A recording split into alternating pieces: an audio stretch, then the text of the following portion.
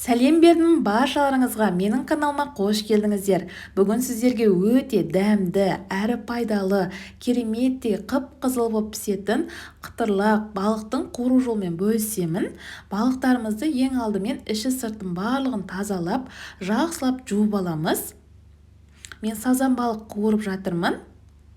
Балықтарымызды тазалап жуып алып, балтамызбен бөліп аламыз. Бөлінбеген шеттерін пышағымызбен кесіп алдық. Менің YouTube каналыма тіркелмеген болсаңыздар, тіркеліп, қоңырауша белгісін басып қойсаңыздар, әрбір жаңадан салған видеоларым сіздерге бірінші көрініп отыратын болады. Осылай балықтарымыздың барлығын бөліп, дайындап алдық. Тағы бір мәрте балықтарымызды бөліп алған жақсылап жуып аламыз. Жуып алып, легенімізге орналастырдық балықтарымызды.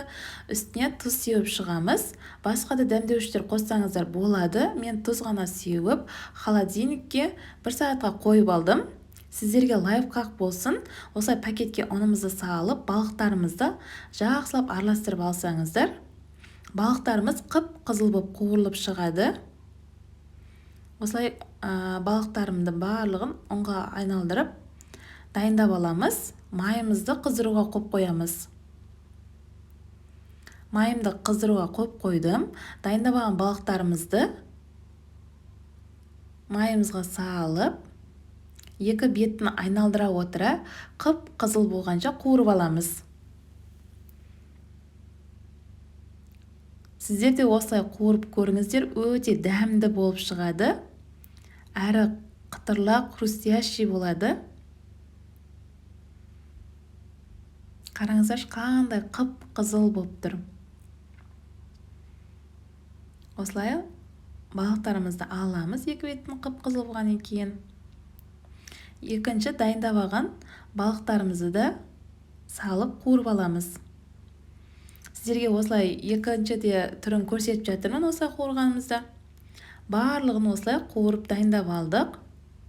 Екі бетін айналдыра отыра